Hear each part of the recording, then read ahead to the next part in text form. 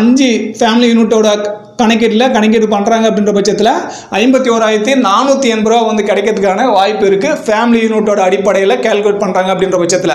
So fitment ஃபேக்டர்ன்றது என்னன்னாக்கா, இது வந்து வெறும் ஒரு எண்ணு.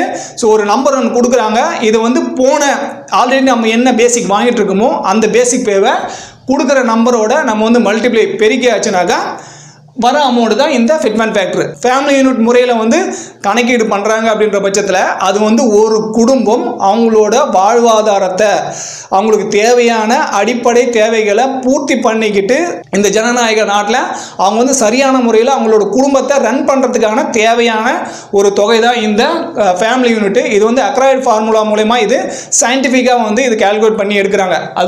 அது மாதிரி வந்து பார்த்தீங்கன்னா இந்த அடிப்படை தேவை அப்படின்றது வந்து என்னென்ன எடுக்கிறாங்க அப்படின்னு சொல்லிட்டு பாருங்க. இது வந்து 2012ஓட கால்குலேஷன் படி தான் நம்ம வந்து இங்கே எடுத்திருக்கோம்.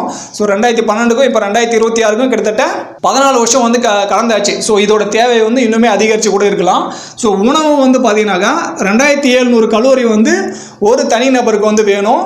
அதே போல் உடை வந்து பார்த்தீங்கன்னா 72 மீட்டர் வந்து ஒரு ஆண்டிற்கு வந்து வேணும். இது வந்து அடிப்படையான அத்தியாவசியமானது. இதுக்கு மேலேயும் அவங்க வந்து பயன்படுத்திக்கிறாங்கன்ற பட்சத்தில் அது தனிநபரோட அவங்களோட வருமானத்துக்கு தகுந்தாப்புல வந்து பொருந்தும். ஆனால் அந்த அக்ராய்டு ஃபார்முலா படி ஒரு தனிநபருக்கு அடிப்படையான உரிமையை இவங்க வந்து சொல்லியிருக்காங்க. ஸோ உடை வந்து 72 மீட்டர் வந்து ஒரு ஆண்டுக்கும், இதர மற்றும் வாடகை.